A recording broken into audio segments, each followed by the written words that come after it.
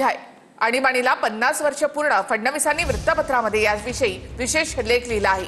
देशातील एका काळ्या कुट्ट अध्यायाला आज 50 वर्ष झाली असं फडणवीसांनी म्हटलंय। आणीबाणीने अनेक कुटुंबांना उद्ध्वस्त केलं असंही फडणवीसांनी म्हटलं आहे। मुख्यमंत्री फडणवीसांच्या लेखात काय? 25 जून 1975 देशातील एका काळ्या कुट्ट अध्यायाला आज 50 वर्ष पूर्ण झाली।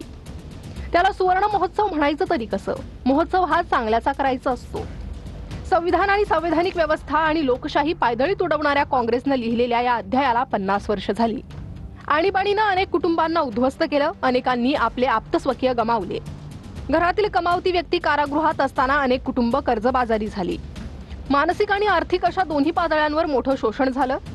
मी केवळ 5 वर्षांचा होतो। माझे वडील दिवंगत गंगाधरराव फडणवीस यांनाही अटक झाली होती। कारागृहात डबा द्यायला जाताना किंवा त्यांना वैद्यकीय तपासणीसाठी नेताना फक्त भेट होत असे। लहान वयात वडिलांपासून बराच काळ दूर राहावं लागलं, त्यामुळे मनातून चीड होती। आणीबाणीनंतर विधिपालिका, कार्यपालिका आणि न्यायपालिका या व्यवस्थांचं महत्त्व अधिक अधोरेखित झालं। लोकशाहीचं महत्त्व काय हे अधिक प्रकर्षानं लोकांना समजलं। संविधानावरील श्रद्धा अधिक दृढ झाली। त्या नेत्यांनी संघर्ष केला नसता तर कदाचित आपल्या देशात सुद्धा हुकुमशाही प्रस्थापित झाली असती। आज जी व्यवस्था पाकिस्तानची आहे तीच भारताचीही झाली असती। आज जी लोकशाही जिवंत आहे ती 50 वर्षांपूर्वी संघर्ष केलेल्या त्या नेत्यांमुळे। गांधी घराणं आणि काँग्रेसने केलेल्या शोषणाच्या कथा जितक्या प्रकर्षानं पुढे येतील त्यातून लोकशाही अधिक भक्कम होत जाईल।